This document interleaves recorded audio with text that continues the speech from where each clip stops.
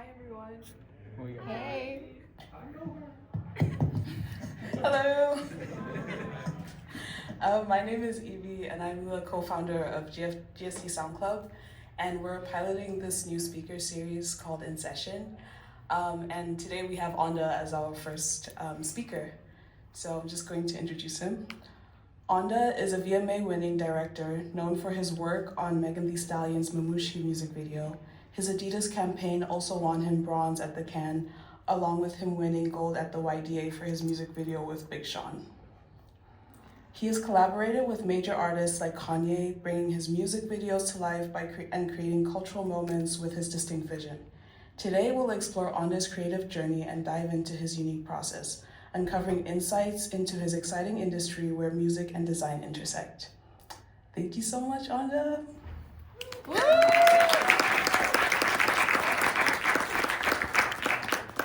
Thank you, Evie. Thanks, Harvard.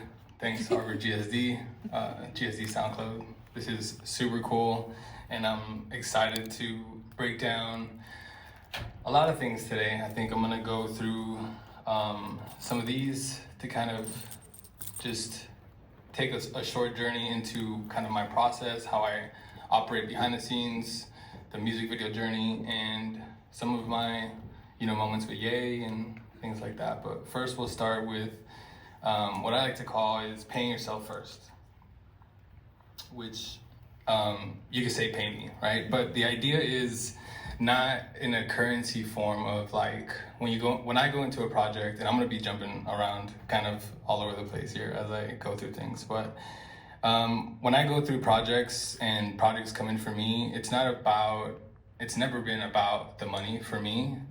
For me, it's been about what I can take from this currency of thought going into the project. So if somebody comes to me with a music video and it's not where I'm trying to take my mind in that certain moment, and let's say the money is good, I'll shift and I won't do it, or I'll pass on it, because the currency journey has to fulfill you internally, whether it's acquiring, it's observing, it's finding new collaborators.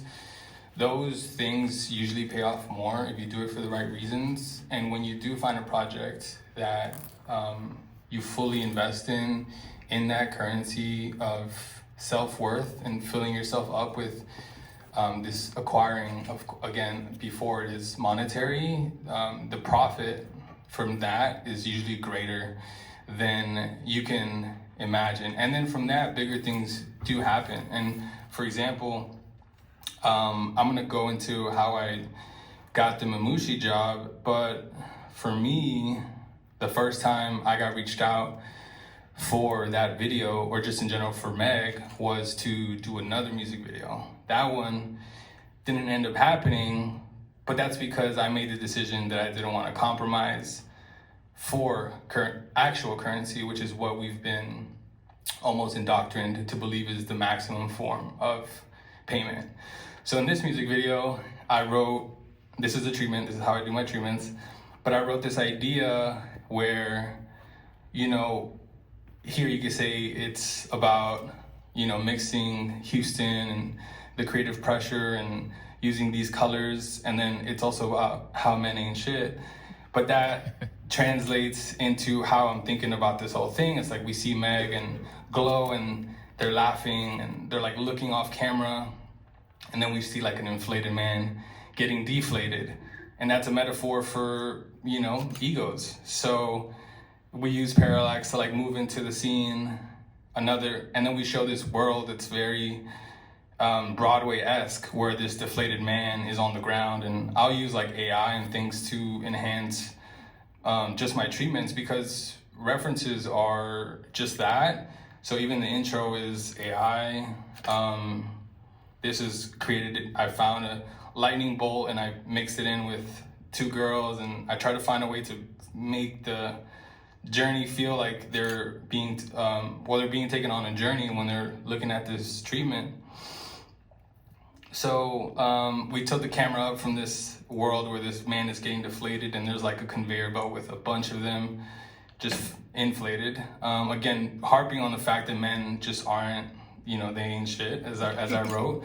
And then, an idea of a projection car scene with Meg. So I'm just writing this whole thing, a reptilian doctor, like putting grills on these guys because they wanted like a grill moment or like a Houston diamond moment. And I was like, let me make it mine. Let me make it a slimy doctor that's like weird at putting grills on these men, and they're just coming in one at a time, kind of getting just teeth put into their mouth. It's just super whatever I think would be fulfilling for me to create before compromising in this journey of music videos. And then, eventually like the bodies, they all deflate. I forget how it ends. And then the dentist like grabs the deflated body. He's gonna reuse it. So that's, and then I have like a cinematography slide. So I'll show them how I want to shoot it, color palette, styling guide, and then the final note. So for that video, they're like, oh, we love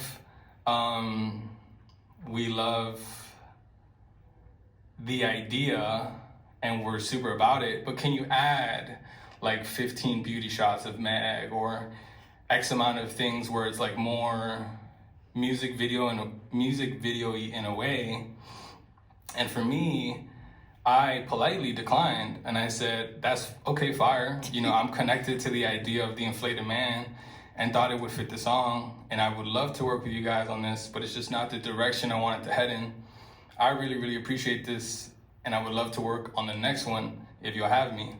So for this, I like kind of leave it open-ended so they can think about me again, but I also made sure to stand out in the design of my treatment and how I did a crazy idea, or at least what I thought was crazy, so they could think about me again. And then that paid off because, again, I listened to myself. I rewarded myself in the journey of like, how do I make this more so like, let me listen to what they want, but also create and do a video that I think would pay me internally first before actually getting paid monetarily wise. And then, from there they came back and they said, we would love for you to do another video. But that journey for me was also just me reaching out when I heard Meg's album and I said, yo, I love Mamushi, can I write for it? But this is before it went like TikTok viral. So I was like, once it became viral, then we had to incorporate certain things. But that whole sequence of like also being proactive and reaching out to people and shooting your shot is so important because there's people out there that would love to, they don't know what they want unless you're like in the orbit. So if I, for example, I do this all the time, but if I'm looking for a photographer or if I'm looking for somebody, I have hundreds of friends and people that can do what I'm thinking of, and I can't formulate or think exactly of which one because they're all so talented. But if I just met like a photographer at the coffee shop and he's pretty good or she's pretty good, I'm gonna think of that person first. Maybe they reach out to me, maybe they shot their shot. And then that's how the world essentially works, and that's how I got my start that I'll talk about in a little bit. But then from here, I shot my shot. I said, yo, I'd love to write for Mamushi. I think it'd be fire. They said, yeah, go for it, with no direction. They just said, show us what you got, essentially. And then I made the video. So we'll watch it now.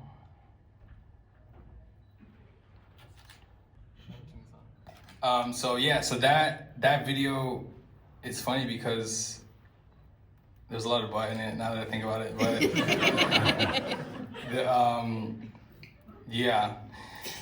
this is the treatment though. This is how I designed it, and this is the process that it takes to create something from like start to finish. It's something that you don't do alone because there's so many amazing people that you get to work with and create and figure out who's gonna do what, X, Y, and Z, and they bring stuff to the table. But in this process, when you're designing by yourself, it is more of an alone journey. I had the help of some of my two homegirls who, Maya and Kayla, and they are like super anime fans. So if I had a certain anime question, my extension of knowledge only goes so far, but I would ask them like, does this make sense? Does this not make sense?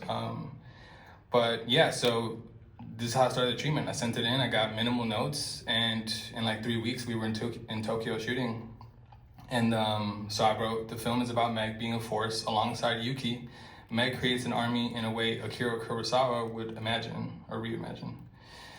And of course, you can kind of see how you want to include references that will tell your vision, whether it's a snake on the wall here that I created in a program, or, Rush Hour, which is just iconic for me growing up, So we start the film showing a sleazeball worker heading into a recreation of Heaven on Earth from Rush Hour. Yuki is the attendant and tells the workers to open the door for this man. The door has a coded painting of Meg and it opens. We slide the doors open and we see Meg waving. He picks her, of course, and they head into the massage room. But before they do, Meg and Yuki have an eyes-locking moment.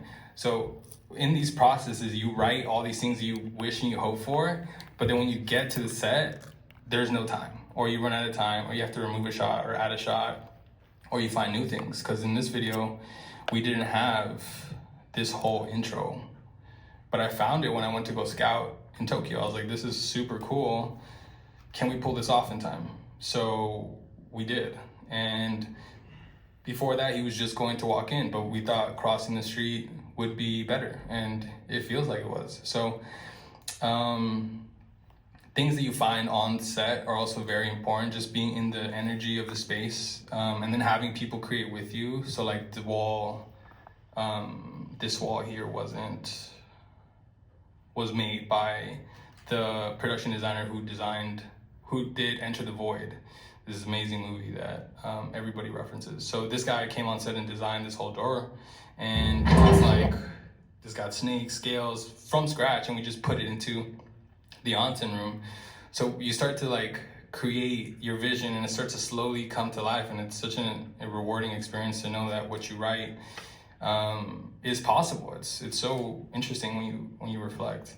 So then Meg and this man walk past the sauna room and go into a private room where she quickly does her Megan charm and then heads into the bathhouse right after. So initially I wanted her to do what she did, but I wanted her to like also walk into the room. But we didn't have time or space to have her walk into the bath. So we kind of just had to plop her in the middle. And again, I didn't even know the space was going to be the space until like 48, 72 hours before I got there.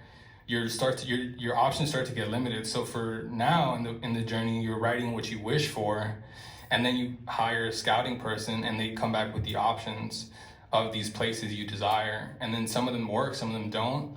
And then you have to compromise it. The me in the middle, this doesn't work. How do you do this? Hire a good production designer that can make something feel better or look better. And that's all part of the journey. So now we zoom out of the painting and we see all the tattoo men in the bathhouse relaxing. And that wasn't in the video, but they were just relaxing. And that comes in a place where you have to compromise. Again, we see a silhouetted Meg with a snake wrapped around her body right before she enters the room. Maybe she even has a snake-like shadow figure.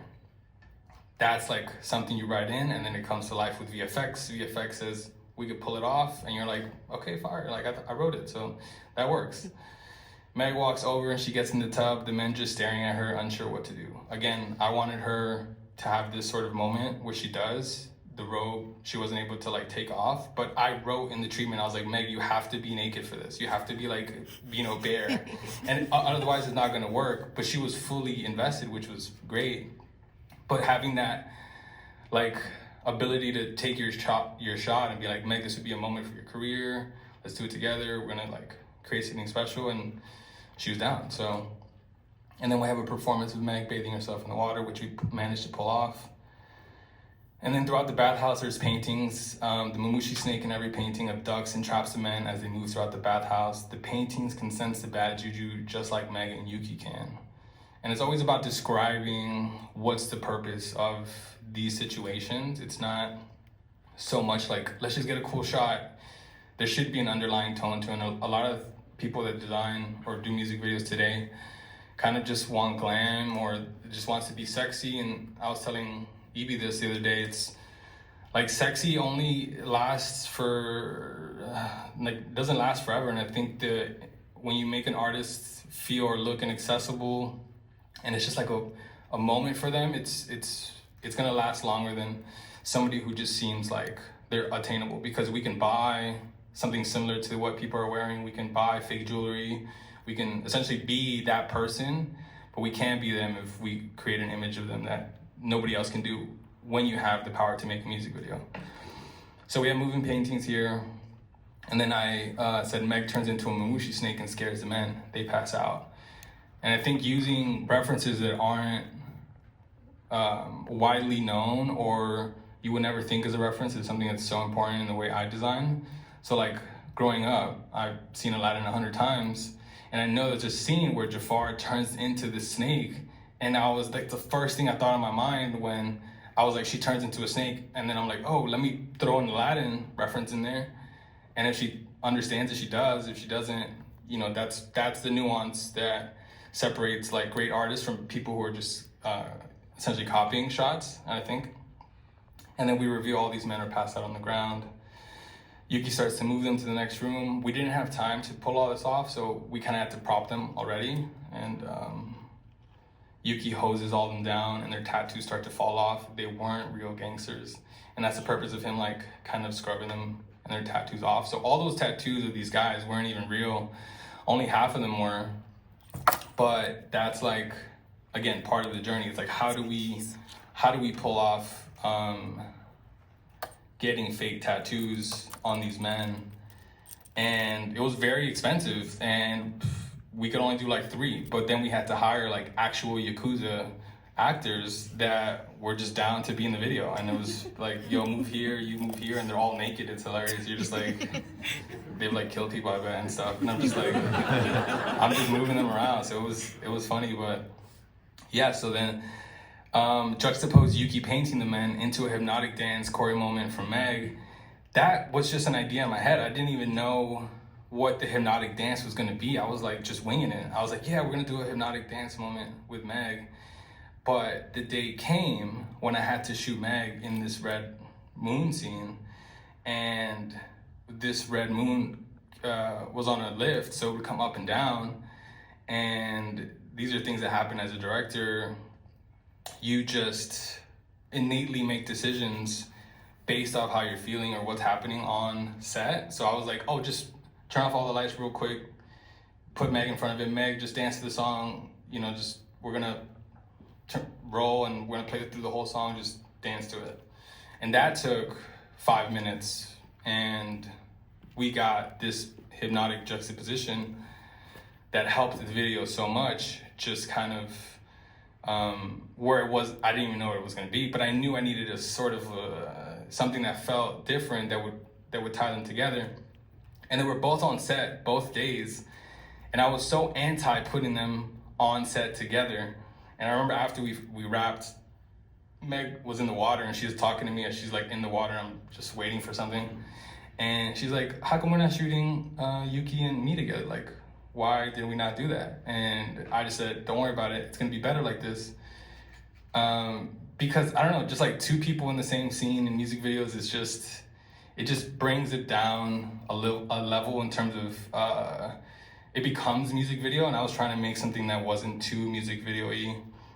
It was more cinematic. It was more respectful to Tokyo and the cinematography that is in that world. And yeah, and then the final scene was a reference from Akira Kurosawa, who did Dreams, which is one of the first films that inspired me. And yeah, they just come out and she's kind of controlling them. And there was two different endings I wrote. It was we zoom out and reveal the army was on another painting in another bathhouse, and history's about to repeat itself. And then we show more men getting into the water, and then we see a snake and the eyes glow. Or we're in the original bathhouse and the man snaps out of his sleep, sees Meg, and then he says time's up in Japanese. The goons' tattoos are gone, but we show subtly for the viewer to absorb the change the second time they watch it. We weren't able to clean the tattoo off of Meg because we had no time, and it was prosthetics, and it's gonna take a really long time. But again, just writing this and being able to pull it off in itself is like crazy when you think about it. And I had the tone and cinematography slides. This is how I wanted to shoot it. The bathhouse. I knew I liked the idea of like a muddy water in a way. And again, these are things that you're designing before they come, before you know the locations, before you hire people, before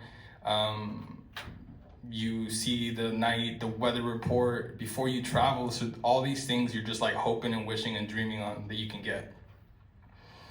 these were some moments. Meg wanted to see if there was potential moments with Yuki, and I said, okay, cool, let me reference some, rush hour moments, if that was the case of putting them both in the video, but it ended up feeling better without, so I just kept it without. And then Meg's performance should feel hypnotic. I wanted a blue tone, but we opted for red. And then, I always ended with a final note. So I was like, the beat and consistency of the track makes me imagine the video being a bit more on the edgier side with beautiful Meg performances and honoring Yuki's talent as well. I think collaborating together, we can get this fully home and tightened up. And every time I end a treatment, I never just like close it in the sense of like, this is my idea and take it or leave it, because that scares people who are making these decisions. I always like to say I'm collaborative. For the most part, I really am collaborative in these moments of how do you get what you want? How do you get more Meg, glam? How do I get a separate beat of them marching? So these decisions are collaborative, but letting them know that you're open to change and fixing things together it just helps you almost like secure the job or be thought of like, okay, cool, this idea is really, really interesting, and he's collaborative. Let's see what else we got, because most of these videos are like triple bit, or it's me versus two other directors, or it's single bit. Sometimes Meg would just bring me a song and say, I want you to write this, and I'll write for it. And I'll write something crazy, and then they got to open it up for other directors. So always try to, if you're ever designing, or for the people doing music videos in here, try to always be collaborative in this journey. And that's not the end of it. I also had to do the styling and glam. They're like, yo, what do you see in this scene for Meg? What do you see in this scene for Meg? What do you see in this scene for Yuki? And I just finished writing this treatment, and I didn't even think about the wardrobe, but now I have to think about the wardrobe. And I have to formulate, like, what do I see? I got to do my own research. I got to pay myself in this journey. How do I, like, find the best hairstyle? How to find things that honor the song and the culture? So Bathhouse for Meg is bare or near bare. Bare, glam, and hairstyle. Likewise for the Heaven on Earth scene. And then Heaven on Earth, I was, like, light blue, lingerie and robe. But at that point, we had seen the space, and it was too yellow, and the light wasn't working, so we're like, okay, let's do yellow and blue to like contrast. So these decisions, of course, you change. And then for the final scene, I liked the idea of this like samurai sash white thing, and I said we should bring this white undergarment up to Megan to cover her breasts up here, and then keep the sash on the bottom. I'd like her hair to be a blend of this makeup with her hair up, and the stylist, did her thing, and it worked. The sash is up here, the bottom part is here, and her hair was up, and it was pulled off, and you're just like, wow, she looks amazing. That's exactly what I was thinking. And then Yuki, some mobster Yakuza style vibes, and then the glam for the extras. And then the glam for the other extras. And that's just the styling glam. And then when you direct, you want to also then create the shot list, which is a separate part of this journey. It's literally picking out long lens show walking on the street, which we got. Wide show walking through the foliage. So all these things, song starts, medium doors open, Meg is in the middle saying Watashi wasta, medium close up of the four girls. So like all these shots now is in your hand as you're directing this video, and you essentially, and this is my process, people could have different processes. I'm not sure how other people work. I know a couple of my homies, we talk about it, but I've never seen the BTS of how they operate. But yeah, just knowing that like all these have to be shots, or like 70 shots on the day, shot list continues. Medium of show saying punchline, and all these things are scheduled into the space that you're in, and the daylight and the not daylight, and this person is late, her wardrobe, her thing broke, so she's not gonna be here. So, okay, what other shot can we get in the meantime so we don't waste time? And it becomes like a operated live business where you're on set and everybody's just asking you questions, and it just feels like you're doing something at all times. And then something like the Beachy, which is the story in a way. So it's like Japanese man on the street on a mission to hit the bathhouse. Man walks in chaotically abrasive. Man looks at Yuki, Yuki looks back, what do you want? Meg smiles, lets her hair down or winks. All the men stare at her, she gets in. So like something where you can also at the same time show just the story of it and not so much of a shot list. So the artist feels comfortable about how the story is unraveled. So that's just another part of it.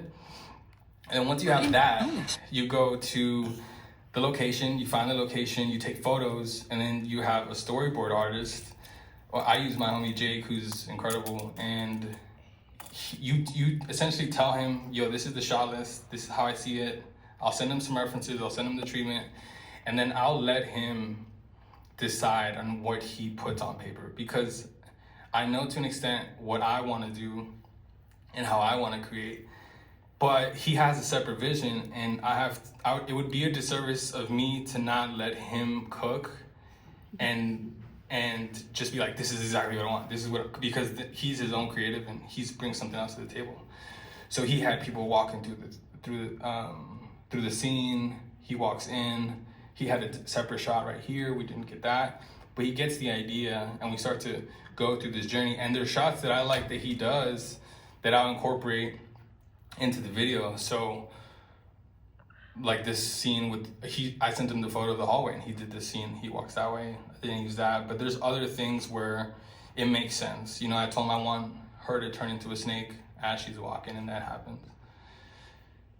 And these things just help you understand what you need on the day of, because he's doing shot for shot what I wrote down. So again, on the day of, you're able to cross out, okay, we got this, next, okay, we got this, next, okay, we got this. And you start to complete your video, almost reverse engineer your video, and it's so rewarding once you get to the end of making a music video that's impactful or just as viral as that. So yeah, you don't always have the luxury of having a storyboard artist in these journeys, so you almost have to just live by this shot list. But if you do ever get the luxury of having a storyboard artist, it does help a lot in how you bring these visions to life, and using these shots and letting them design in their own way how the videos come out. So yeah, that is the Meg video. The process for the Big Sean one, I'm gonna jump around really quick. For this Big Sean video, this was my shot list for the Big Sean video, which is very different. I had a lot of time, so I could just like do a weird chart thing and create, and I put work in progress and I just threw it on. But if you see this one, it has a shot second counter. So it's like 0:13, frozen wide to Sean sitting behind the walls. But this video, it got changed so many times. But I'll play this one really fast, just like 1 minute. So that's, yeah, so that was the Big Sean project. But these things, and I'm gonna skip over now to the next part of this presentation. But, all right, here's some BTS. So like, you see Sarah here, who's an amazing producer. She's like, we're looking at the shots on the day of, and she's like faking how she's gonna get absorbed. So we send this to VFX, and VFX is like, oh yeah, have her go through the wall and it's gonna work. And then this is the rock. So we found the rock. We gotta figure out how we're gonna shoot that. But there's no space. And then we have the girls rehearsing before Meg walks in. So then Meg could just pop in and we don't have to keep Meg there the whole time. And the journey when you do these videos is the battle to make the best video at all times is how you keep the artist the least stressed, or the least, there's chaos and shit happening all the time, but how do you like just control your energy with the artist to make sure that they don't feel the madness? And I think being somebody who's like, okay, we're ready for her exactly when you're ready for, or just kind of improvising on the day, so it's not, it doesn't feel like you're making shit up. You have to be confident at the same time when you're talking to these people, because things do go wrong all the time. and it's how you react and pass along the message of like, oh, we gotta just like 2 more minutes, don't worry, bring her some water, like distract, whatever you have to do to make it feel like it's a constant flow and there's no like stagnancy of like the day. And once that happens, once it feels like you don't know what you're doing, or it starts to like slow down and you start to hear shit and everything's going down, that's when like you start to lose the confidence of the artist you're working with. And as long as you maintain that level of, I got this, you're prepared, you know what you're doing, you're aware of your departments and everything that's going down, that's when you'll reach like the maximum result. And like you see here, I had Jaquel, who is the choreographer for the music video, with the stand-in practicing before Meg walks in. So things like that help. But yeah, so this video was met with a lot of like after discussion in the comments and whatnot. It was like, oh, it was either it was her most cinematic video, or it was such a beautiful thing to Tokyo, or it was like really dark. Like, what are the different meanings behind it? And that is part of my journey of like, how do I make things beyond the cycle of what I know? And that's where I realized my beginning journey of how I got into this whole thing is understanding that there's a 4-step cycle to everything we do. Usually we think it's, just a beginning, a journey, and an end. That's how we're programmed to think about everything. It's like you start and you finish, you start, you finish, there's an in-between. But I like to think that there's a fourth part that should be included more than just the beginning and the end. And then I think it's discussion. I think it's really important to the longevity of ourselves, of how we design what we do. If you hit all those points, there should never be an end. It's almost like the discussion part takes over the end, and it becomes a forever journey of a cycle. So yeah, so that's essentially how I envision this. But that started for me, and my journey was I saw Get Out. I was working business my whole life. I saw the movie Get Out during like peak Twitter era, and I remember seeing Twitter like on fire for the first time of like, yo, this is what it means, this is what no, it really means this, and people were just like fighting themselves. And at that point, I had been working like 9-to-5 business. I was creative, I would like to take photos, but I just never took the time to understand the deeper metaphors of what I was watching. I would just almost be a natural consumer to what it is. And that discussion got me thinking of like, oh, there's like real art to this, and people are feeling a certain way. So then I started to say, oh, I want to make people feel this way. What do I need to do to make people feel this way? And that was in 2017, and I hadn't even picked up a camera until 2019. But at that point, I realized, okay, I got to put my head down, and I got to like finish school and then decide where I want to go.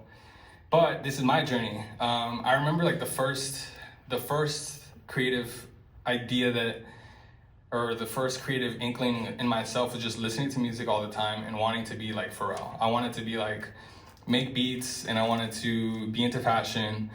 And I remember I graduated high school with decent grades. I told my mom, I was like, yo, I want to go to Full Sail. I didn't tell her yo, but I was like, Mom, I want to go to Full Sail, and I want to like do music production. But I didn't want to be like into hip hop space. I wanted to just be into the soundscape of how things operate. And being a first generation kid, she was like, you're going to school for business, to be a lawyer or to be a doctor. And that was like our first big fight. I was like, all right, whatever, I'll go to school for business. So I went to community college, didn't care about school. I transferred to university right as I was about to fail.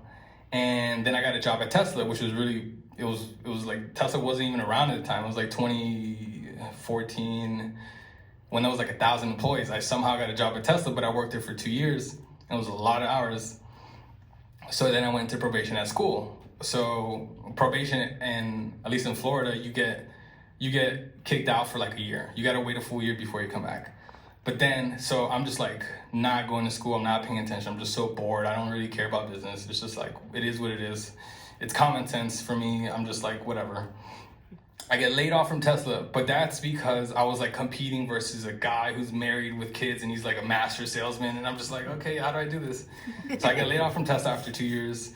So I decided to move back to Miami and go to school there because I was on probation. So I get transferred and I go work at Nike and I open like a flagship store at Nike. And then I get fired from Nike. But this is, I'm not even looking back, I had to get fired. And how I got fired from Nike, I remember these shoes came out. They were called the Hyper Adapts, and they're like self-laced. And as a Nike employee, you can't resell Nike shoes. But this is what happens. This is how the world works, and you have to take all these signs as never rejection, it's just redirection. I remember winning the raffle as an employee for these shoes, and I like sell them to my friend. He gives me like an extra $300, but he pays me in a check. It's the funniest thing. He pays me in a check, and at this point, I'm like the manager. I'm only making like $16 an hour. So I'm not making mad bread. I'm just like trying to find extra income, you know? So I'm like $300, whatever. Like, I'm not gonna wear these. And I put the check in my bag. The next day I go to work, and like it fell out of my bag. And it was like a CSI like interrogation moment. They're like, they called me to the management office, and they like pull the check out, and they're like, do you know what this is? Like, you can't do this. Like, you're fired. And I was like, I guess, you know, like, what it is what it is. But whatever, you know. But looking back now, I didn't have to be there. I like got fired for a reason. That wasn't my calling. That wasn't what I was supposed to do. And I was just opened a flagship 30,000 square foot store on South Beach. I could have thought I was the shit, and that was my life journey, and that's what I needed to do. But it wasn't, and I just took it as like, okay, I can't do nothing about it. I gotta move forward. So then I got a job at a real estate startup for AI. I'd been into tech, so it was easy for me to get a job there. And I remember like being on the computer, like inputting numbers and data points and all these floor plans and whatever. And I remember like slamming the keyboard and being like, what am I doing here? Like literally was like so over it. And I watched Get Out, I watched Ex Machina, and I watched Mandy. I saw those films like, okay, I gotta put my head down. I gotta graduate and like just do school because the time is passing no matter what. At this point, I'm like 26. And I like put my head down, I get really good grades for the last like year, and I'm able to go to any school in the world.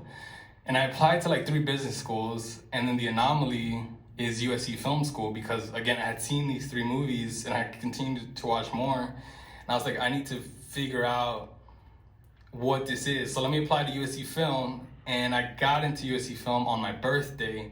So then I took that as a sign of, okay, I gotta go to film. And my mom was happy with that because I had graduated with my bachelor's in business, and that was enough for her safety net to like understand that I'll be okay if I fail at USC, which I ended up dropping out of like within a semester. But that's a different story. So then I got into USC Film. I dropped out within a semester because everybody was like, if you're a director, like you can't direct with a diploma. Like you can't pull up to Warner Brothers with a diploma and direct Jurassic Park. You gotta just show your vision. So I quit, started working on myself. And one thing that I made sure I did when I moved to a place where I didn't know anybody and I wasn't able to like use people in a way of like, oh, I'm good, was I had the thought of becoming untouchable in what I was doing. So I learned how to edit. I started to learn how to edit. I started to learn how to do VFX, Photoshop, how to edit photos, I studied cinematography. I did everything I could possibly do to make sure that if I got hired, I was like gonna be so hard to be fired because I'm over that part. You know, I needed to, like, I'm in a new place. I left home, I left my friends behind, and there's no way I'm going back a failure. And that's how I pursued being in Los Angeles. And then, of course, I'm like, this is how the world works. You always have to take these signs. I'm like doing this like gym edit for these guys, and I'm in the lobby and I'm doing VFX in the lobby, and my homie now, my homie now, his name's Cruz. He does video content for The Rock. He just like walks in and he sees me doing VFX and he says, yo, do you do VFX? I need somebody eventually. But then COVID hits right after. So I never essentially hear from him until like 5 months later into the pandemic. And he like offers me a job working at Will Smith's production company, doing edits for like Will Smith and stuff. So I do that. Then, of course, it's peak pandemic. So I'm like trying to figure it out. I just started doing photos and videos, recaps, things like that. Until one day I take these really cool photos of Kanye. And Ye is like, yo, come with me, right? So chapter 4 is Ye University. So from here, my journey with Ye is so crazy. We could talk about this for like, who knows how long, but I'll try to get through this efficiently. So it starts with Sunday service is some of the first things I'm tasked with when I'm working with Ye. And it's how am I shooting these things in a way that they are not like anything you've seen before. And for me, I don't know, I had been studying cinematography and I got cues from Ye and his team of how to incorporate my style into it. And of course, it's already very cinematically orchestrated. So these moments already felt like easy to me. I was like, this is fire. Like, I'm gonna be able to create some amazing images. I just have to be militant. I have to be ready at all times. I can't be basking in glory because there is no glory yet. It's these things never. You have to stay grounded when you're put in these positions that you may never be in again. And for me, it was like realizing, yes, it's Kanye West, but it's like, oh, it's Kanye. Like, let me create with him. Let me not be just somebody who's gonna say yes and then thrown to the side.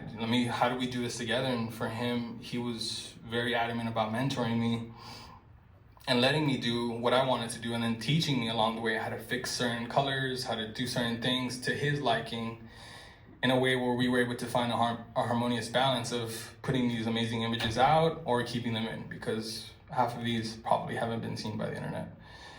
So that was Sunday service. And in that same journey, I was documenting his sports team and creating designs with my homie Brast, who does graphics design. He's amazing. The Slam cover, which was tough. Yeah, it was really tough. It was tough to do. I'll show you guys here. It's like, yeah, it's tough to do. You know, there's like so many options that we also created that didn't see the light of day. And there's many more than these here. There's probably like an extra however many. So,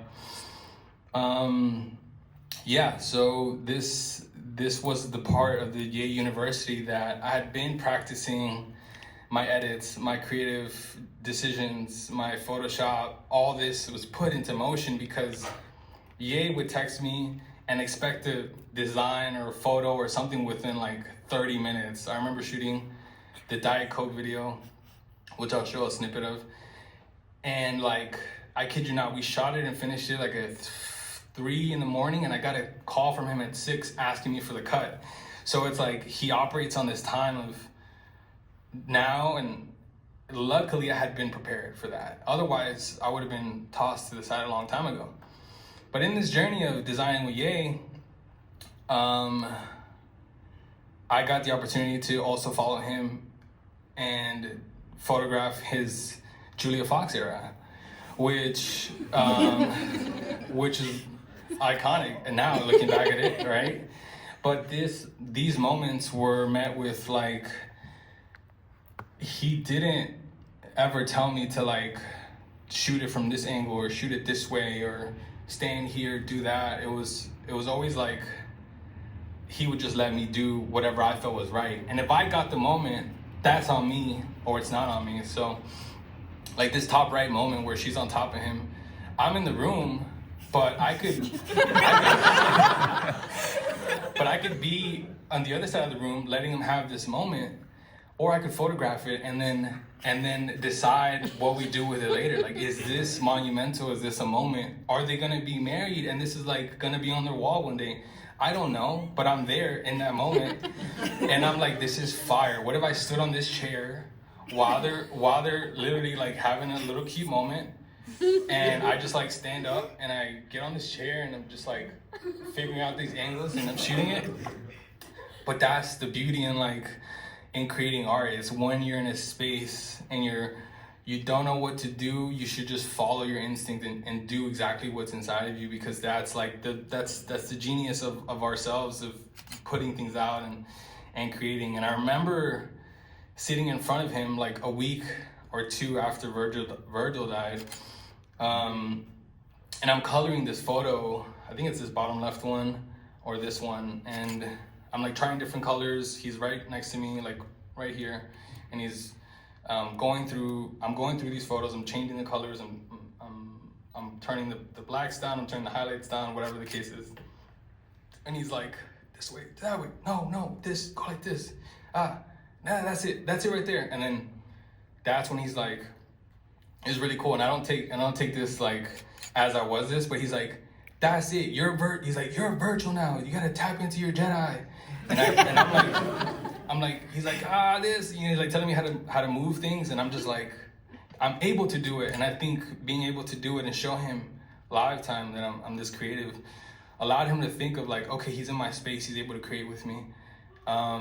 This is how I see him now, as he's seen other people that come into his space. And I'm sure he didn't actually mean I was him, but he let me have that power for a little bit, where it's like, you get to decide the colors and how we put this out and whatnot. And yeah, I think being with him and being able to observe him from a photographic lens, you choose how much you want to absorb when you're behind a camera. You could literally be behind a camera and I could be recording all you guys and I could just be like this and I could just show how, you know, some of you guys have your phones up or you're just sitting down.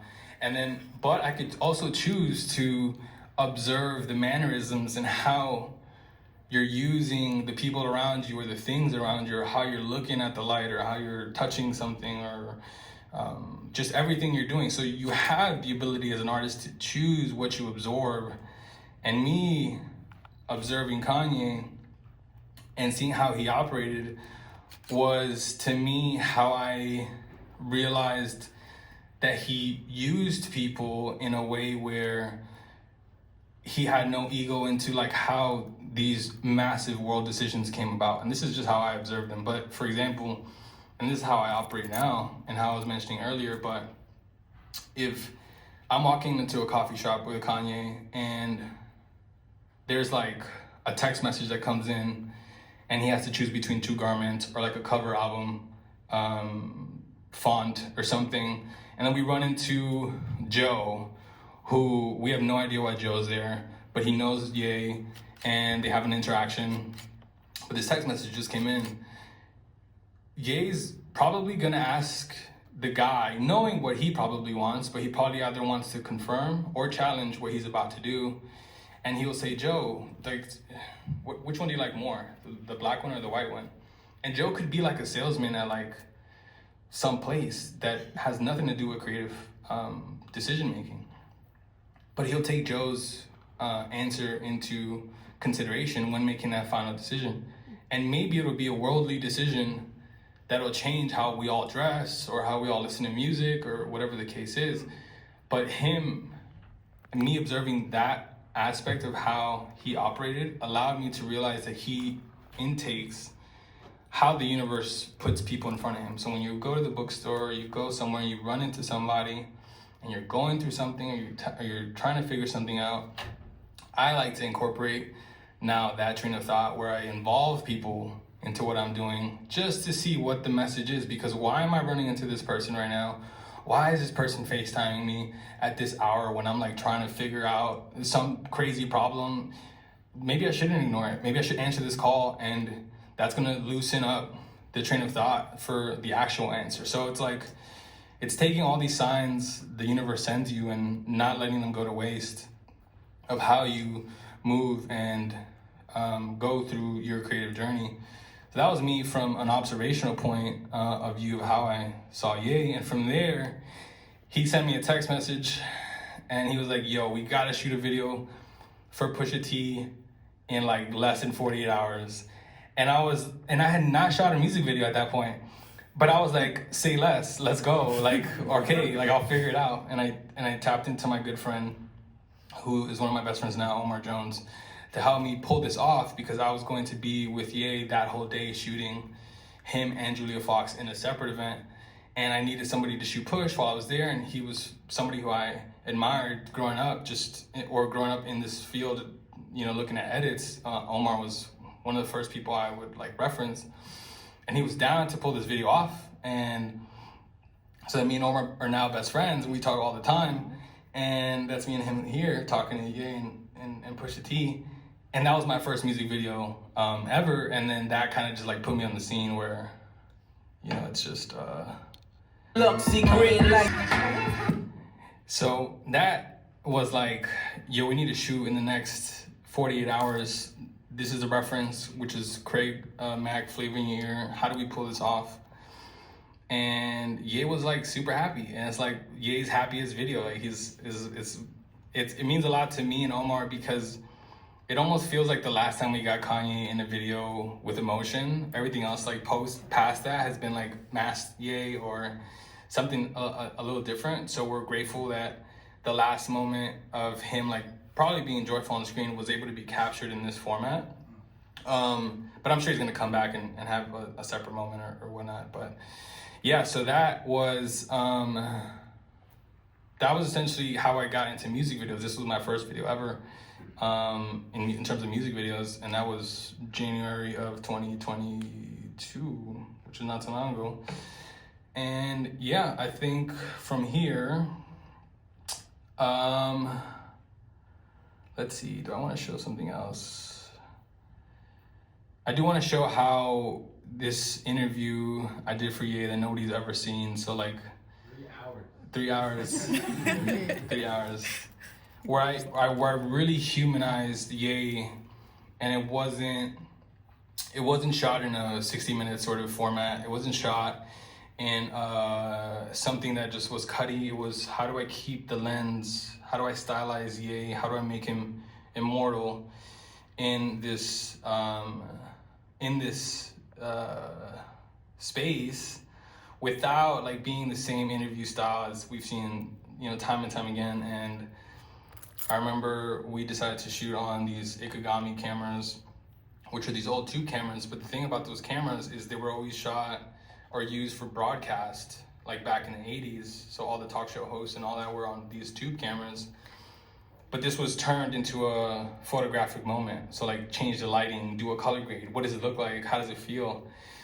And it just feels really special. Nobody's ever probably gonna see this. It'll probably be in my gallery at some point or something on mute. But I think this would change how everybody sees how amazing and thoughtful Ye is beyond the scope of him having a sort of public perception of whatever the new thing is. He's very aware of a lot of things. And I'll just play a 1-minute clip real quick. And if nobody can record this, please, thanks. Yeah, so in that, this camera and this style was never used again. I decided to repurpose it and shoot it for this Adidas campaign that just dropped. And I'll play this really fast. So you could see how this tube camera creates this separate thing. And my homie Logan Triplett, who is a master cinematographer, was able to like go and deep dive into how this looks and feels with the certain lighting, because it's just not, again, these cameras haven't been used for ads before. When the future looks back, I think they're gonna blame me. I made it look way too easy. Too Jalen. Too chill. They got people out here thinking they can pull off just about anything. They can't. I'm doing my best to set the tone. You know, show the way. But sometimes, you're just ahead of the time. Maybe we should slow down a little.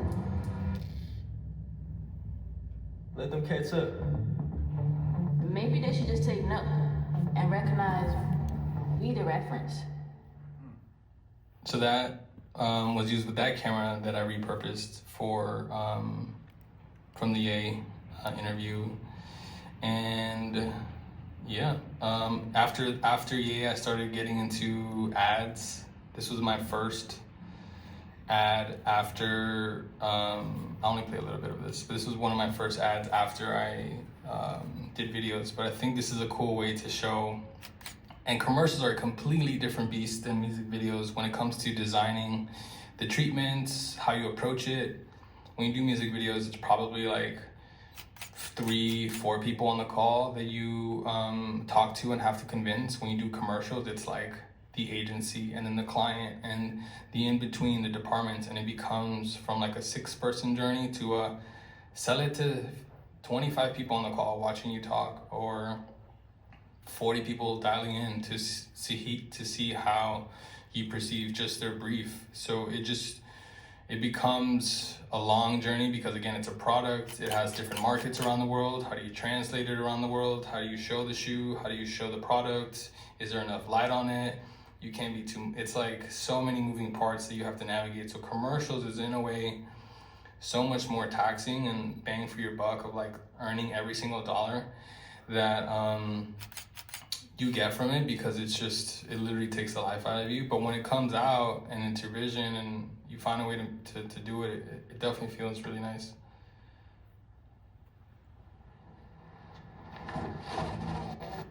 And then commercials aren't usually like, yo, this is what I want to do. I want to go here. I want to do that. I want to like put this here. It's usually they come to you with an idea. On came to me with the idea of like, we have this shoe, we want to incorporate sound. But like, it was it was one of those commercial briefs that was very minimal. And I'm going to show another Adidas commercial it was more in tune, or just a little bit more fine tuned, but they just knew they wanted to incorporate sound and the idea of sound with the shoe. How do you translate that into momentum and speed? And I sent him like 3 mini ideas within a week. I was like, within a few days. I wasn't gonna wait until the deadline. I was like, check this out. Let me know which one you prefer. They preferred one. And I already knew. I was slowly reeling them in by being proactive and sending something earlier than anybody was gonna send and show them. And then I just designed something where I was like, okay, it'd be cool to like incorporate something where there is these certain frequencies that if you vibrate at a certain speed, I forget the name of it, it creates shape or form. So I was like, what if we take the hertz of sound, actually creating the shoe itself once these athletes come into the space? And they were like so sold on it. And then they started to advertise this design in their stores around the world. So it's like, it becomes from getting a brief of like, hey, here's what we think we should do, and then you designing something, and then somehow it's like used all over the world, and it came from your space, your 4 walls of thought. So yeah, it's a rewarding journey. You definitely put all your time and effort into, maybe not all your time and effort, but just enough time and effort into, again, paying yourself and doing what's right. So the end result is profitable.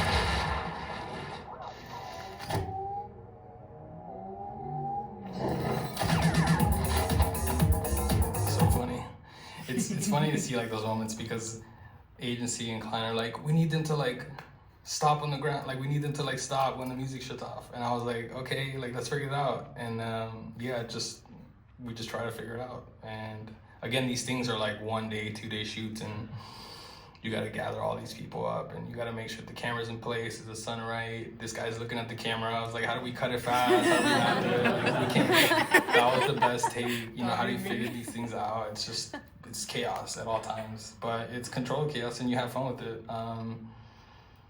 Yeah, so that was a cool one. And yeah, so these things have led me to learn with one of my good friends and mentors, Rivington, what like cognitive capacity means is the ability of the brain to retain information and process it for tasks like learning, thinking, and problem solving. And he talks about the edge of cognitive capacity, which is something I experienced watching Ye, but then how do you apply it to yourself? And that's like, what's the extent of how you can absorb this knowledge and information? So, for example, I know that when I watch one movie a day, that may be the extent of how much I can absorb in a day. I'm like, I don't want to watch anything else. I don't want to read another book.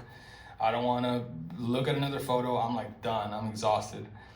The edge of that is like weightlifting. It's like, how do you know how much you can retain in a day unless you try it? So what if I watched a movie and then I got a call from Ye to pull up, which happened, was like pull up and photograph this thing, and I need the edit done by midnight, and then you go to sleep, and in 2 hours he texts you and wakes you up and makes you design some other something else.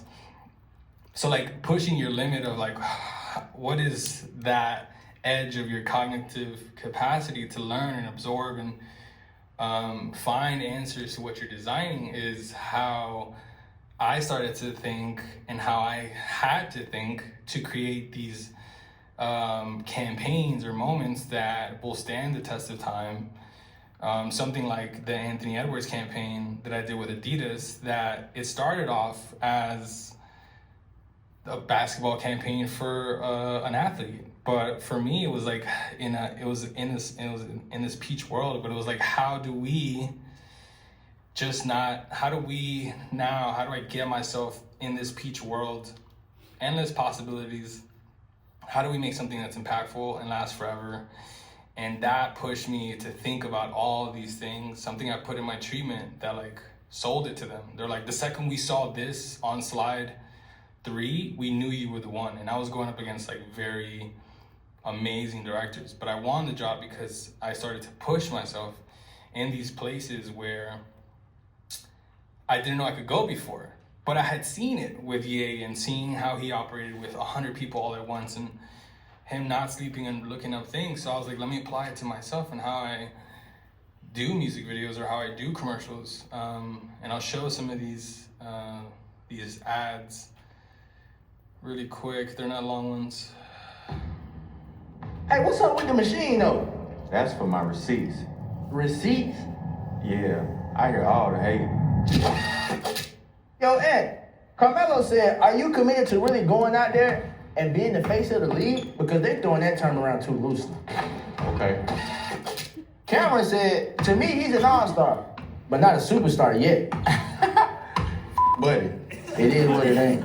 what else they say, Slick? The most overrated athlete. Oh, this is a good one. Does he really love the game? He doesn't look like he's even in a good enough They shape. just wrong. I'm noticing he complains a bit. What happened to the next American prodigy? That's Wild said, hey, where you at? Like they ain't got the location. That was it. When they go low, my game gets higher. Believe that. And that one is funny because that idea was like, yo, we just want him to read tweets, or we want him to have. So usually how commercials work, they come to you with a loose idea. They're like, this is the script. We want him to like read these tweets, and then I come in with, it should be a receipt machine because that's what's gonna sit in your mind forever when you're reading or when you go to a restaurant and you're like, what's printing on the machine? Are they talking shit about me? Or what's going on? What if it was a literal machine, a receipt machine?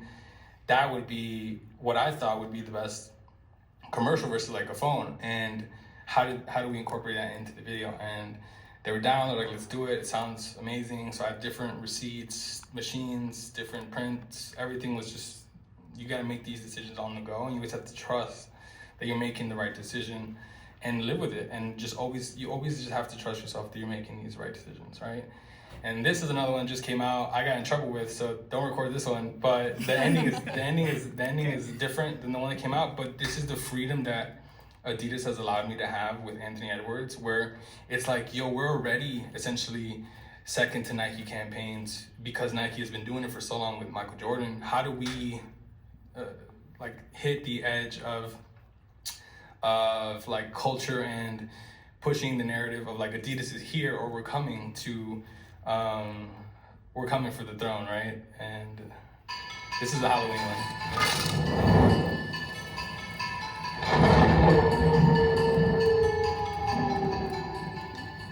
They call him Ant-Man, the scariest player in the game. One time, he dunked on someone so hard, they disappeared. From social media, never to be heard from again. I've heard that he collects every rib he's broken. He's probably broken more than Shaq. Who? I heard you don't move out the way, he goes straight through you. Like a ghost. Worse, like your mama's cooking. They say every Halloween, the dog in him comes out to search for his next poster. And if you listen real close, you can hear him bark. Quit playing. Let me see this. What was that? Shh. See? Nothing. Where everybody go? I heard Anthony is this year. Believe that. Yeah, they hit me hard with this one. And then I'll show you this last one. This one's really, this is the last one that we dropped that was more so in the vein of, it's a sneaker that everybody wants to buy, but you're selling the person more than the sneaker, because like we're over the tech. It's like, how do we remember this? For me, designing this was, I don't care about the technology of the shoe. Sure, we can incorporate it into the script, but nobody cares. It's like we're so fatigued to product like all day. Let's just make something that'll last or stand the test of time. Let's make a moment, whatever. So what? Good morning. How you doing? Good. How are you? Good, man. Can't complain. So, Anthony, we're just going to go over some quick questions, and I need you to answer truthfully.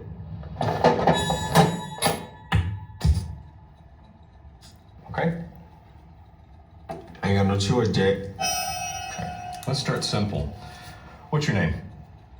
Anthony Edwards, aka Ant-Man. Your favorite Hooper's favorite Hooper. Good. Are the AE1s the best shoe in the game? No question. Good. Now for some harder ones. Last season, did the Celtics have an easy route to the ring? Nah, they earned that. The East is tough. Last year, you got some heat about not taking the All-Star game seriously. Are you going to go hard this year? In the All-Star game? No, sir. All right. With all this new talent joining the league, are you worried someone's going to take your place? These new guys are good. Really good.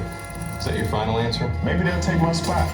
Do you think 2K will ever get your face right? We're in the MVP chatter last year. I trust Runner to hold me down. Does that bother you? It don't matter who's on the second year in the I'm the number one option. When are we going to get the twos? When they ready, we all know who the top dog is. You sure about that? Oh, wow. Yeah, I believe that. It's believe that. So, and now this one's, it's interesting too when you have a player like Anthony Edwards who is 23 years old. He preferred not to be in like looking at the guy. So I have to decide what's comfortable for Anthony. I'm gonna have his best friend read him the lines that the guy is about to talk. So in these scenes, he's not talking to the guy, and the guy's not talking to Anthony. He's talking to his best friend, and he's getting these reactions out of Anthony that feel natural, genuine, and like, what are you talking about? Like, yeah, I'm the man. And when I'm shooting him, I have more time with him because Anthony is getting ready for something else. So I'm able to get closer shots, tell him to try different things, say good versus just say good or whatever was on the script. You have the ability to like change anything on the day. It's your set, it's your design. And if somebody wants to, you know, talk back, I mean, they could try, but it has to be a time thing. Nobody really, when you create these things, nobody really has the ability to tell you no. You know, that's a luxury, I guess, of directing. You can say, we need the shot for this. Like, don't worry about it, I have it. And there's many times where when you're shooting a commercial, there's so many chefs in the kitchen that need things for like product, and they need social content, they need it to be 16 or 9 by 16, and they want better shoe shots or whatever. So you have to combat all the voices in and out as you're on set, trying to direct and manage and make sure you actually have something to show for at the end of it. And then again, something that's good just in general. And yeah, you just find yourself learning how to navigate these super chaotic waters that only sharpen your blade as you go. And this campaign was like, you know, people say they credit it to being as impactful as some of the early Michael Jordan stuff. And again, that was only able to happen by getting to that space of pushing my cognitive capacity of how do I make this larger than a peach psych that's probably never been done in this capacity, but how do I not make it boring, and how do I influence the next generation? And I think that's something that I implement to everything I do, is how do I influence the next generation? Because so many times I put what I felt growing up and saw in ads, and I'm like, I need people to feel like this because this is what inspired me.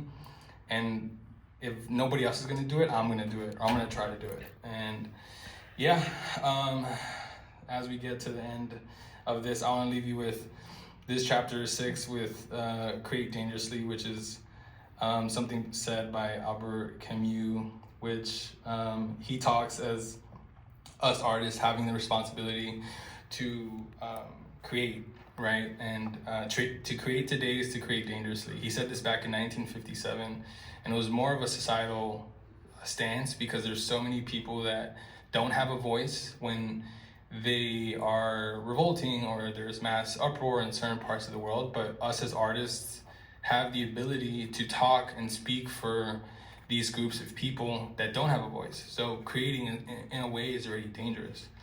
But then how do you shift that and make it about what you're currently working on? How do you challenge and provoke and question and create so the person that you're trying to impress or change or design for the company, how does it work in that aspect versus being more of a societal structure thing? And yeah, and then the last thing I'll leave you guys with before we get into Q&A is the way out. It's something that I love to think about in how everything I create. So for example, in the Anthony Edwards campaign, I was trapped in this peach void. I didn't know where to go. I didn't know where to put a door. I didn't know anything, but I knew I was on set. So I want everybody to just imagine when you're designing something, when you're thinking about something, all these doors that are in this space right now were put there by somebody. Before then, there was no doors. On set, I'm able to put a door wherever I want. And when you're designing something, you're usually confined to these 4 walls or this shrinking space of like, how do I design this? How do I need to make sure this comes to fruition? So many questions that we fight with ourselves as artists. And I think as long as you know that you don't have to look towards the door and you don't have to and see it, I think we can create the doors within the walls that we're already creating in. And yeah, thank you.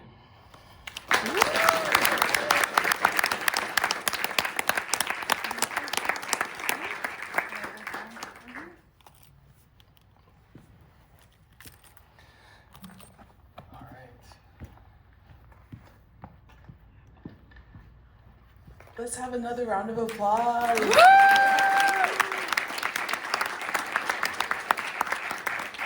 Thank you so much, Onda. That was truly inspirational, and just like everything that you've done is just amazing. Yeah. I'm gonna open up the floor to the crowd if anyone has any questions. Okay. Yeah, I don't think anything's off the table. You guys could ask me about pretty much anything. Just, I'll tell you if I can answer it or not. Hi, amazing presentation, by the way. Oh my god. But I wanted to ask you, talk about pushing the edge of cognitive capacity, and you also talked about like Ye expecting results in 30 minutes. How do you deal with, or do you ever get overwhelmed, and like how do you deal with that overwhelm while working? Yeah, I get overwhelmed all the time. You know, I'm overwhelmed like all the time. But I think it's just knowing that you can control what you can control. And I think knowing that you're not alone in half of these things is the most important thing that I'll take into how I operate or design anything. So if I do feel overwhelmed and I know that my good friend has done this before, I can reach out to somebody, I'll have that conversation to kind of ease my mind in that. But yeah, I think, you know, when Ye would text me like, yo, I need something right away. I don't know. It's something that happens within you where like you pull it off or you don't. And I think when you trust yourself that I don't know how I'm gonna pull this off. I'm so overwhelmed. I gotta focus. I gotta figure this out. You will usually pull it off, and I think people have to trust that they will. And the second you think you're not going to is when it just like it all starts to fall apart and you start to doubt yourself. And confidence is very important, even if you don't have it or you're not there yet and you're confident with your abilities. Talk to somebody or try to talk to somebody who has been there. I have so many people that reach out to me and ask me questions, and they got 0 followers, or they got 15, or they got 1,000, or they got 1,500. And if I have time, I'm gonna respond and I'm gonna say, yo, that treatment is not good. Like, figure it out. Or I'll say, yo, that's pretty good, but like change this, or like this is not gonna work. Like do that, or your presentation could use this, or try incorporating something. So it's like you never know who's gonna answer your like call, or if you are overwhelmed. And I think using those people around you to calm yourself down is how I operate, or watch a movie. One of those things. Of course.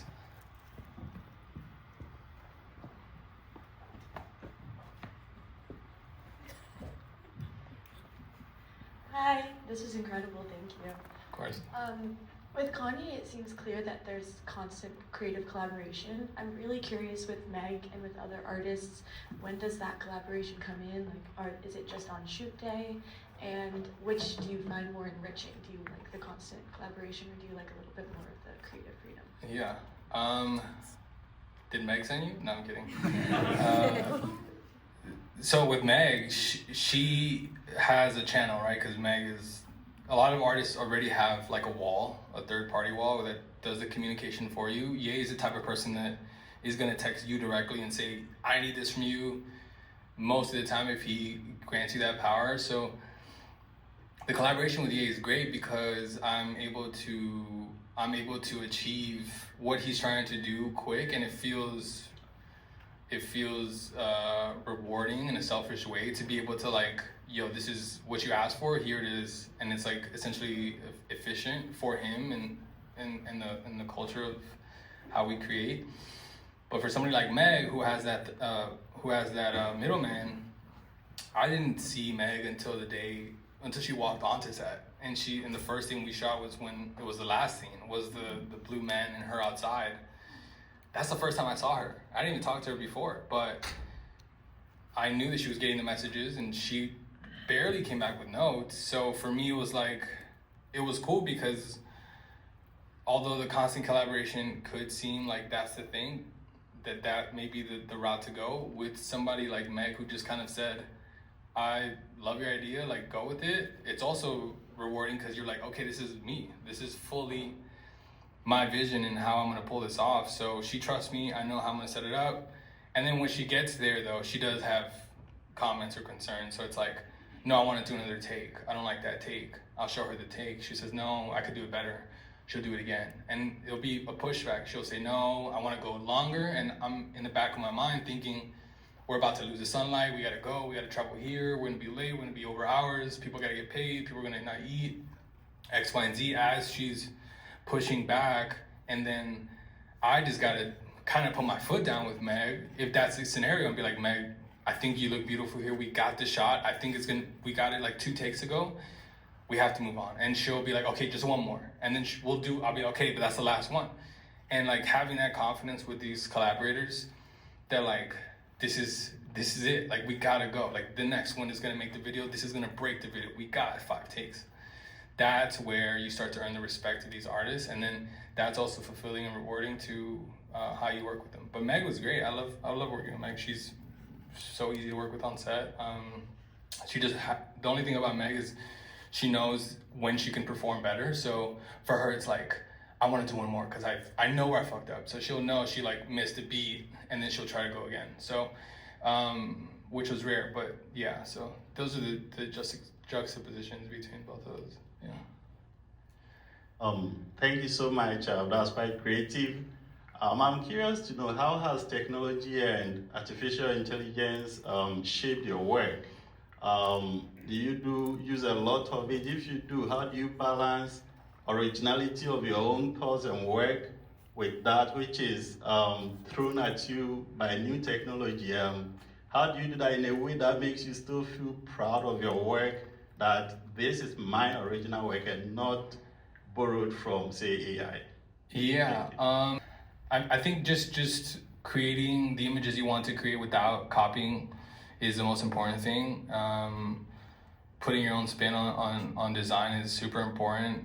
I think when you copy something exactly shot for shot, it kind of dilutes what it is. I did it a couple times in the Meg video, and there is a shelf life to certain things that you could bring back, I also think. So if something was out of circulation for 25 years, I think it's okay to kind of recreate it for the next generation, because more chances is that they haven't experienced that image before. So I was comfortable kind of doing it on the Meg video. But yeah, I don't know. I think AI, the question for AI is, it's here. It's going to stay. It's not going anywhere. And the ability to shape AI is the most important thing. So when I use AI, it's more than the photo I'm inputting and describing. It's how I want the shot, where I want the shot to be, how close, what colors I want in it, what colors I don't want in it.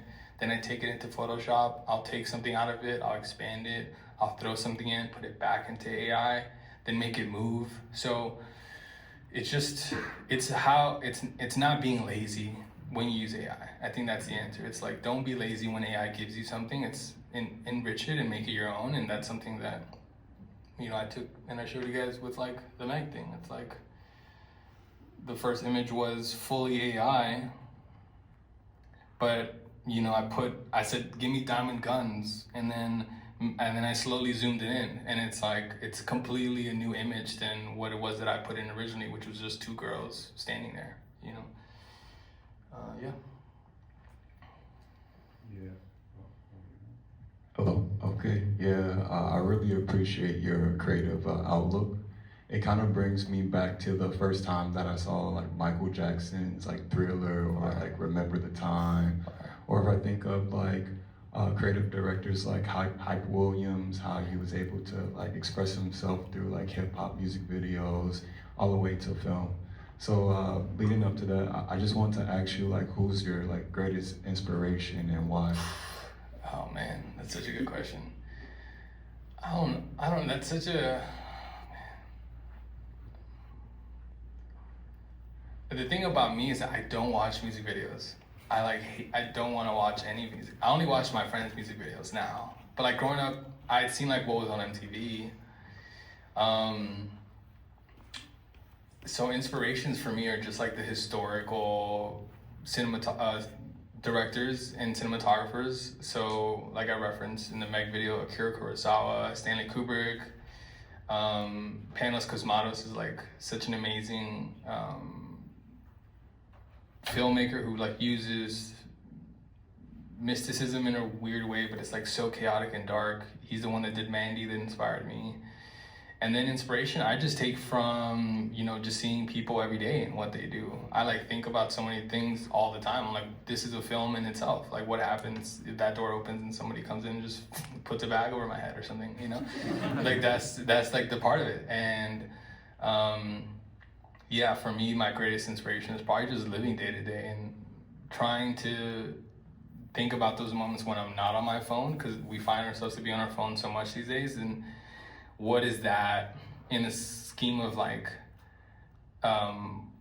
comparison to how other people are living? Because there's so many people doing this or having the same thought as I'm having the same thought. So what's that conversation like? And can I pull it off in a manner if Adidas comes in? How do I have that conversation of like, let's inspire the kids with like a certain color palette or whatever the case is?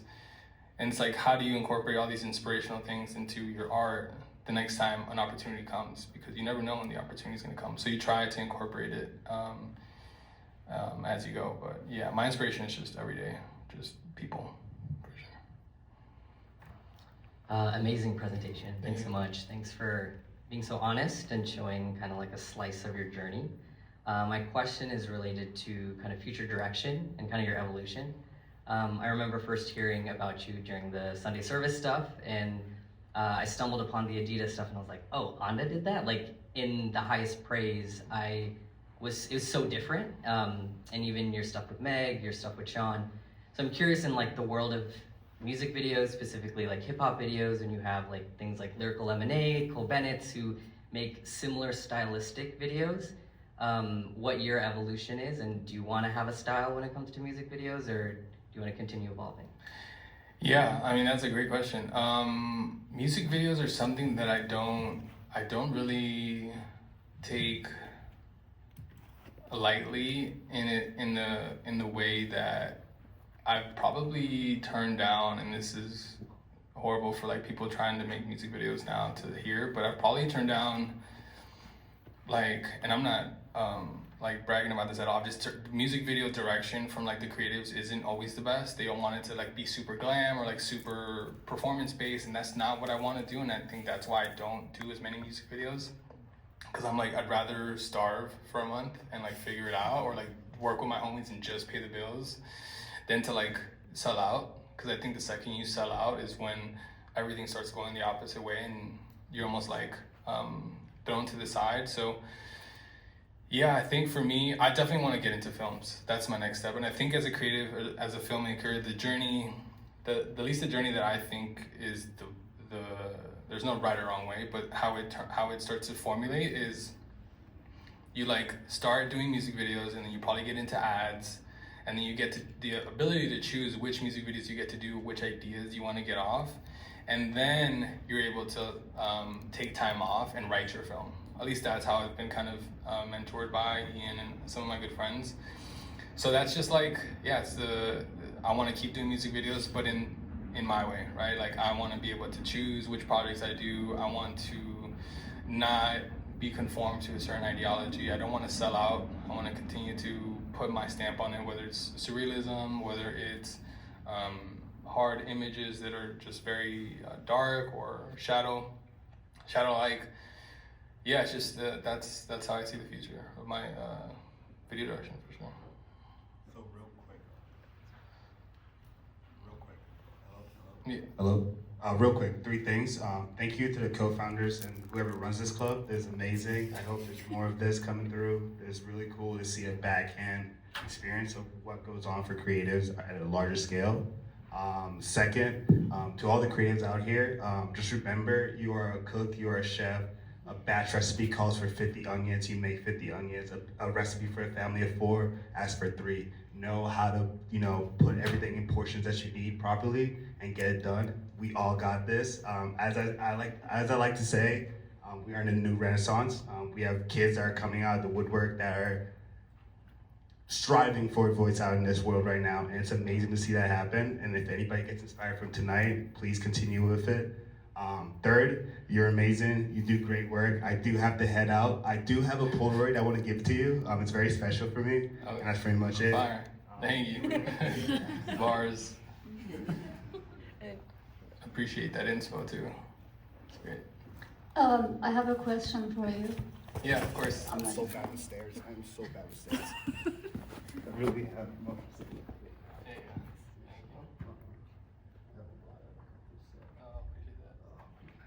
I'm not trying to jack this right now.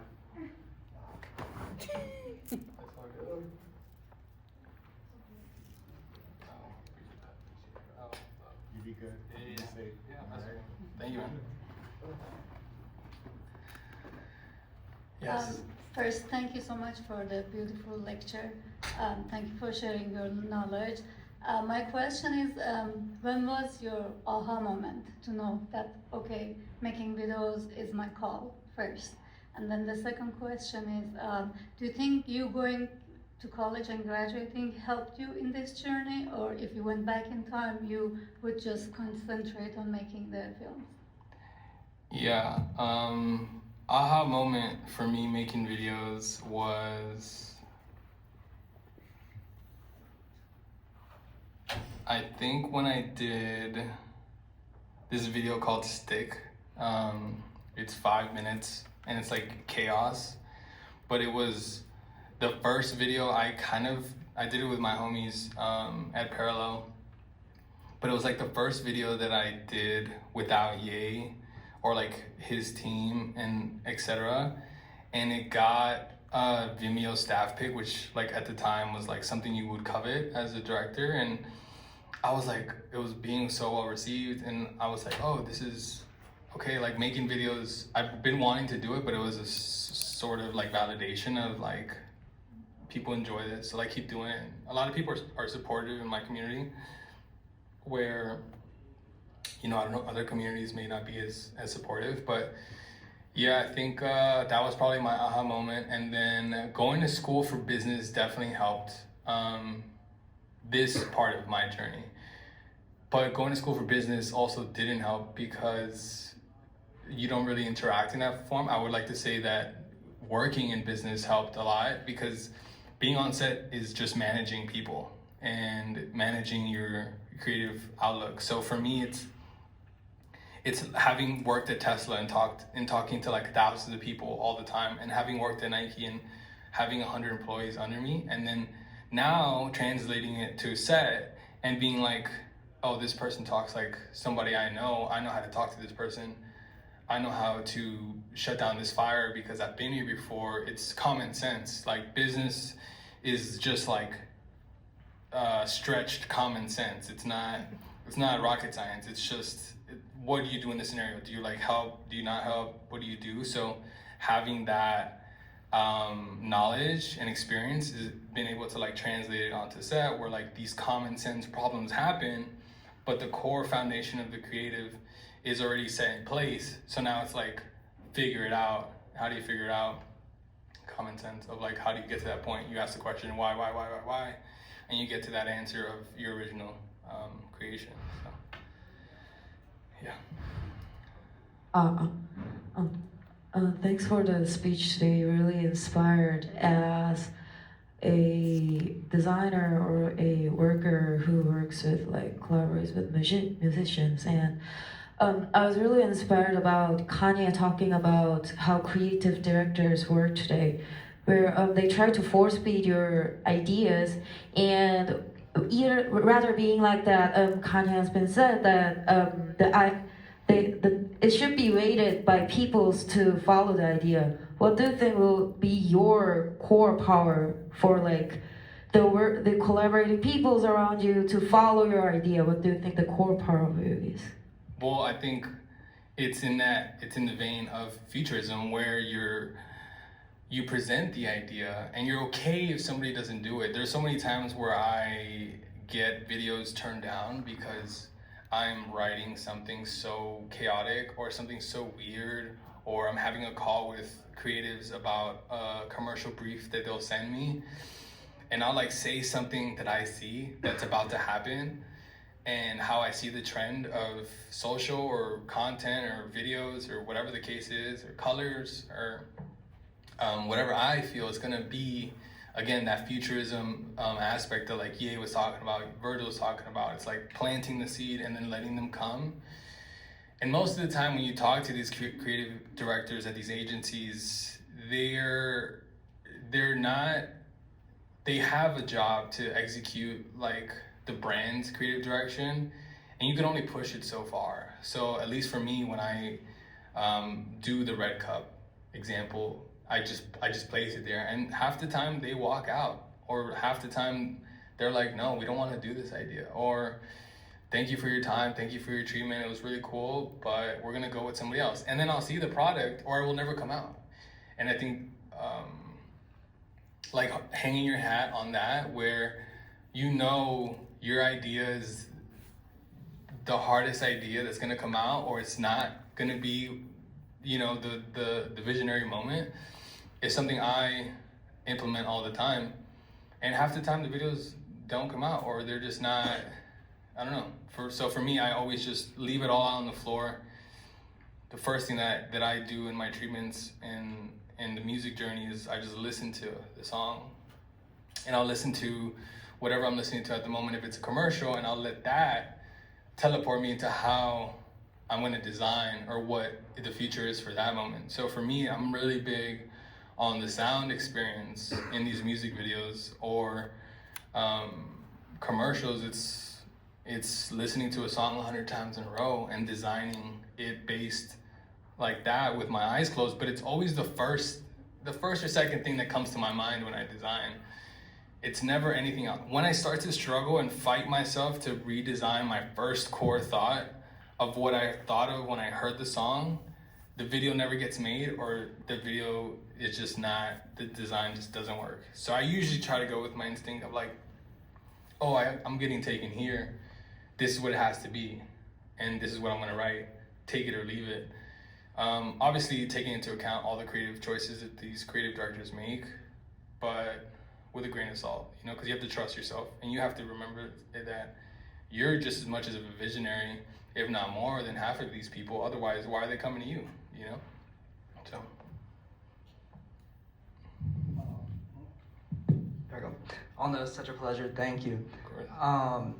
So something that Virgil said was, quote, "Everything I do is for the 17-year-old version of myself." I mean, right now I'm 19, I just graduated high school, and I'm kind of at a point in my life where I feel like I'm getting a better sense of self and sense of who I could be and what my dreams are trending toward, and kind of what I want to do. So I have so many questions for you, but if I had to ask one of them, if you could go back and tell your 19-year-old self a bit of advice, what would that be? I mean, yeah, I think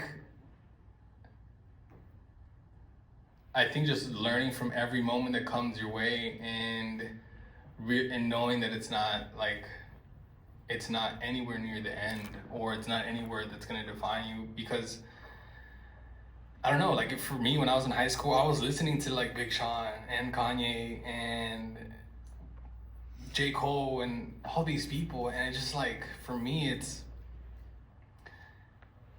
I'm working with these guys now at a respectable level where they like create with me and I create with them. And I think just knowing and continuing to put things in your stratosphere now at 19 of the things you want to achieve or work with and design in is so important, because you're almost like magnetically calling those things in some way, shape, or form. So when you are ready, they come to you. And I think if you operate at that level of like, you know, continue to love the things you love, at the same time create within the world that you want to create, those things somehow will always find a way to marry, and you'll be able to work in that world. So if you love, for example, football, and you're in film and you have a favorite team, continue that journey of having a favorite team, and then at the same time put your time and energy into the core thing that you want to create. And somehow, at some point, you're going to find that full circle moment where you will be able to approach that team or somebody within the realm until you get to that point. So I think, yeah, just be super honest with yourself and what you like, what you enjoy. Don't settle for, you know, the normal societal walls that get put on us, and create. And yeah, just, it'll come back, you know. Hello. Okay. Once again, thanks for an amazing presentation. I have two questions, kind of related. The first one is related to the first thing sort of you told us about, like to pay yourself. or even that last thing you said about you'd rather starve than being a sellout. But what about for artists in their start of their journey? What's the sort of incremental, like, because you only realize what you can do after you've sort of done it a couple times, and maybe that's also connecting back to your like cognitive idea. But then my other question is maybe like how much of your journey was related to like right place, right time, but also like being proactive and shooting your shot? Because like it seems like it's a combination of the two, and it's an amazing idea to know or think that everything was sort of like has influenced where you are now, but like the like day-to-day like active, like what is that, and how does that connect to like being able to say no to things and then still knowing that there are things that can come on the horizon, right? Yeah, I mean that's something that I reflect on so much, because I'm like, oh, how did I get, but when I start to think about my journey, it becomes easy to say, to give you an answer now, which is do everything with the right intent, and you are at the right place at the right time, making the right decision for your future self. It's the moment you don't start feeding yourself in the appropriate manner of like sense of self and worth, and this is what I want to do. I want to inspire people. I want to create better generations. I want to do X, Y, and Z. It's the moment it starts to become selfish and it starts to become darker than what the idea is, that you start to everything starts to fall apart. You're like, oh, I lost this job. I lost this. I lost that. But at least how I operate is that I understood that one day I'm in the back seat, now I'm in the front seat, right? And like my director homies that I looked up to are now not directing or something. But at any moment I could be in the back seat again. And the world continues to shift. People come in and out, people are there. And I think if you go into it with the humbleness of like, you're always learning, you're working with your friends, your peers, and you have no ego when you're designing and creating, you're always going to be in the right place at the right time at some point. Right now, you just have to trust that you're doing it. You're not gonna know, oh, this is perfect, this is my moment, this is the right place, right time.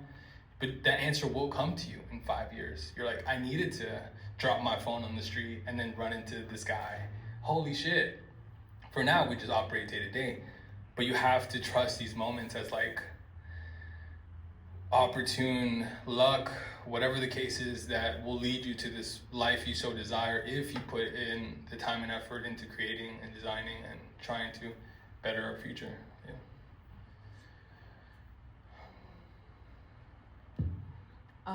I think we have one more question and then we can wrap up.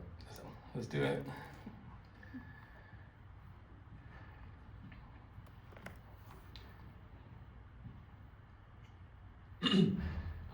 I guess kind of tying into what you had answered with that question, but as you kind of develop and start to achieve those things that you put in your stratosphere that you mentioned, that you wanted to get at, how do you like fight the complacency that comes with becoming as accomplished as you are and not being in that position where they're saying no to like the red cup idea, like you mentioned, but always saying yes? Like, I guess, how do you keep holding yourself to that standard?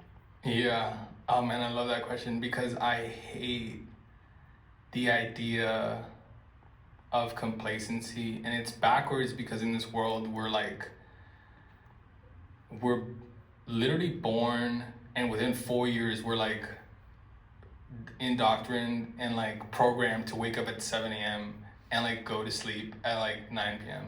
or like finish school at 3 p.m. and that doesn't make any sense. Like, there's no reason a child or anybody should be waking up at 7 a.m. and going to school and learning, but it's like programming us to like be in the work field or in the workspace. So then we're comfortable, like, oh, we've been doing this our whole lives, whatever the case is. But how I use that in like the complacency term is, sure, I've been at the side of failure, I've been at the side of success, I've been X, Y, and Z, but there's so many places that you live in as a creative in this world where you may not have anything for a really long time, but you can't let your guard down and not be prepared when the time comes, because at any moment you can be like just brushed off to the side or thrown to the wayside. So like for a moment I had like no jobs for like 5 months. I'd done a Kid Super campaign, I was just doing little projects here and there, and I was about to leave the country and move to London just to like change the stratosphere and like just maybe create in London and work differently. And Big Sean hit me up to do a video like within the month that I was in an Airbnb finding my way out of the country.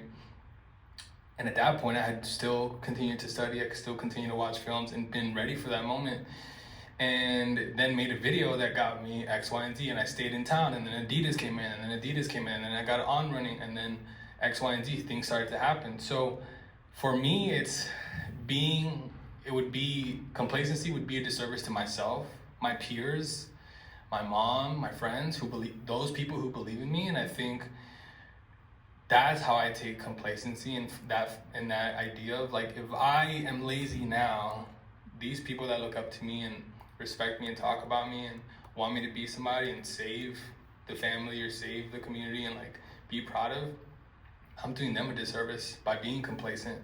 And then also just knowing that being hungry, still being the hungriest in the room, even dropping something that's like pivotal and life-changing and campaign, groundbreaking, whatever the case is, and still having like a desire to create at the highest level is so fulfilling and rewarding. Of like, I'm a creator. I'm here to design and influence and inspire the next generations, and all these people are feeling the effects of that. Why should I be complacent and not continue to feed and inspire and do all these things? So for me, I think about everybody around me before I decide to be complacent.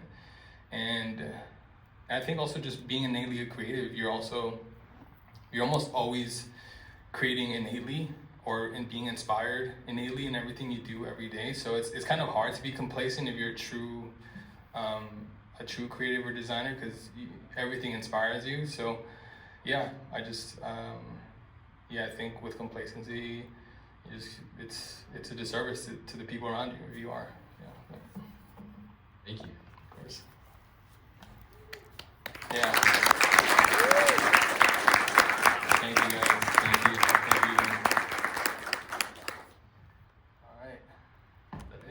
That's it.